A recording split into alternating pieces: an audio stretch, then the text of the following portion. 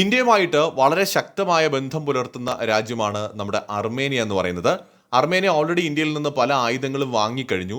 ഇപ്പോഴിതാ അർമേനിയ പ്രളയ് മിസൈലുകൾ ഇന്ത്യയോട് ആവശ്യപ്പെട്ടിരിക്കുന്നു എന്നൊരു റിപ്പോർട്ട് പുറത്തു വന്നിരിക്കുകയാണ്. ഇന്ത്യയുടെ DRDO വികസിപ്പിച്ചെടുത്ത ഒരു ഹ്രസ്വദൂര ബാലിസ്റ്റിക് മിസൈലാണ് ഈ പ്രളയ് മിസൈൽ എന്ന് പറയുന്നത്. കരയിൽ നിന്ന് കരയിലേക്ക് തൊടുക്കാൻ കഴിയുന്ന ഒരു മിസൈലാണിത്. 350 മുതൽ 500 കിലോമീറ്റർ വരെയാണ് ഇതിന്റെ ദൂരപരിധി. 1000 കിലോഗ്രാം ഭാരമുള്ള ആയുധം വഹിക്കാൻ സാധിക്കും. ഈ ഒരു മിസൈല് അറിയപ്പെടുന്നത് SRBM എന്നാണ്, അതായത് ഷോർട്ട് റേഞ്ച് ബാലിസ്റ്റിക് മിസൈൽ എന്നാണ് ഇത് അറിയപ്പെടുന്നത്. മണിക്കൂറിൽ 7470 കിലോമീറ്റർ വേഗത്തിൽ ഈ ഒരു മിസൈലിന് സഞ്ചരിക്കാനായിട്ട് സാധിക്കും.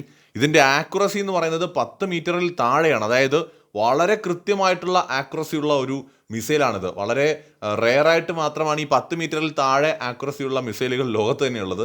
അക്കൂട്ടത്തിൽ ഒന്നാണ് നമ്മുടെ ഈ ഒരു പ്രളയ് മിസൈൽ എന്ന് പറയുന്നത്. ഈ മിസൈലാണ് അർമേനിയ ഇന്ത്യയോട് ഇപ്പോൾ ചോദിച്ചിരിക്കുന്നത്.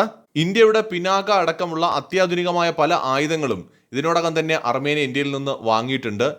അത് ഏകദേശം 260 മില്യൺ അമേരിക്കൻ ഡോളറിന്റെ ഒരു വലിയ വ്യാപാരമായിരുന്നു. അസർബൈജാനുമായിട്ട് അതിർത്തി തർക്കവും യുദ്ധവും നിലനിൽക്കുന്ന അർമേനിയയ്ക്ക് ഇന്ത്യൻ ആയുധങ്ങളോട് വലിയ താല്പര്യമുണ്ട്. അസർബൈജാന്റെ കൈവശം ലോറ മിസൈൽ എന്ന് പറഞ്ഞൊരു മിസൈലുണ്ട്. ഇത് ശരിക്കും പറഞ്ഞാൽ ഇസ്രായേൽ എയറോസ്പേസ് ഇൻഡസ്ട്രീസിന്റെ ഒരു മിസൈലാണ്.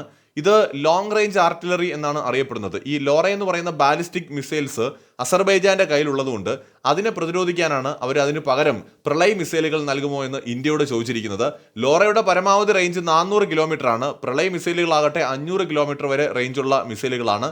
സർഫസ് ടു സർഫസ് ബാലിസ്റ്റിക് മിസൈലുകളായിട്ടുള്ള ഇവ വളരെ കൃത്യതയുള്ള മിസൈലുകളാണ്. പൃഥ്വി എയർ ഡിഫൻസ് സിസ്റ്റവുമായിട്ട് ബന്ധപ്പെട്ട് കൂടി നിർമ്മിക്കപ്പെട്ടിട്ടുള്ള ഒരു മിസൈലാണിത്.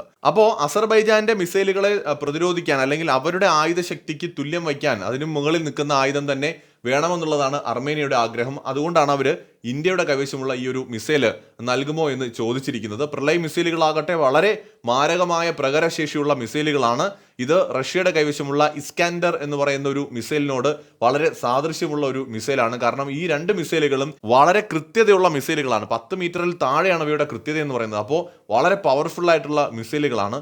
മാത്രമല്ല, ഇന്ത്യ തദ്ദേശീയമായിട്ട് നിർമ്മിക്കുന്ന ഈ മിസൈലുകളുടെ കൈമാറ്റം നടക്കുകയാണെങ്കിൽ ഇന്ത്യക്ക് അത് വളരെയധികം സാമ്പത്തിക നേട്ടവും ഉണ്ടാക്കി തരും. എന്തായാലും അർമേനിയയുമായിട്ട് കൂടുതൽ ഡിഫൻസ് ഡീലുകളിലേക്ക് ഇന്ത്യ പോകാൻ സാധ്യതയുണ്ട്. കാരണം അസർബൈജാൻ നേരത്തെ പാകിസ്ഥാനിൽ അവരുടെ പ്രസിഡന്റ് വന്ന സമയത്ത് ഇന്ത്യക്കെതിരായിട്ടുള്ള കുറച്ച് സ്റ്റേറ്റ്മെന്റുകളൊക്കെ പറഞ്ഞിട്ടുണ്ടായിരുന്നു. അസർബൈജാനും തുർക്കിയും പാകിസ്ഥാനും ഒറ്റക്കെട്ടായിട്ട് നിൽക്കുമ്പോൾ സ്വാഭാവികമായിട്ട് അർമേനിയയും ഗ്രീസിനെയും ഇന്ത്യ സഹായിക്കാനുള്ള സാധ്യതകൾ കാണുന്നുണ്ട്. ഗ്രീസുമായിട്ടും തുർക്കിയുമായിട്ടും പ്രശ്നങ്ങളുണ്ട്. അസർബൈജാനും അർമേനിയയും തമ്മിൽ പ്രശ്നങ്ങളുണ്ട്. അപ്പോൾ ഇത്തരത്തിൽ ആഗോള തലത്തിൽ തന്നെ രാജ്യങ്ങൾ പല ചേരികളിലായിട്ട് പല ഭാഗങ്ങളിലായിട്ടൊക്കെ തിരിയുന്ന ഒരു കാഴ്ച ഇപ്പോൾ നമുക്ക് കാണാൻ സാധിക്കുന്നുണ്ട്. എന്തായാലും ഇന്ത്യ ഗ്രീസിനെ പിന്തുണയ്ക്കുമെന്ന സൂചന നേരത്തെ നൽകിയിട്ടുണ്ട്. തുർക്കി പാകിസ്ഥാനെ നേരത്തെ മുതൽ പിന്തുണയ്ക്കുന്നുണ്ട്. അതുകൊണ്ട് തന്നെ തുർക്കിയോട് ഇന്ത്യക്ക് ഒരു കമ്മിറ്റ്മെന്റിന്റെ ആവശ്യമില്ല. അതുപോലെ തന്നെ അസർബൈജാൻ, തുർക്കി, പാകിസ്ഥാൻ അവർ കൂട്ടുകാരാണ്.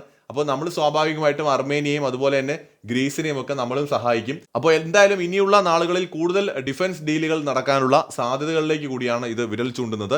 എന്തായാലും നിലവിൽ നമുക്ക് അറിയാൻ സാധിക്കുന്നത് പ്രളയ് മിസൈലുകളാണ് അർമേനിയ ഇന്ത്യയോട് ചോദിച്ചിരിക്കുന്നത്. ഇന്ത്യ ഇക്കാര്യത്തിൽ പ്രതികരിച്ചിട്ടില്ല. മറ്റൊരു വീഡിയോയുമായി വീണ്ടും കാണാം.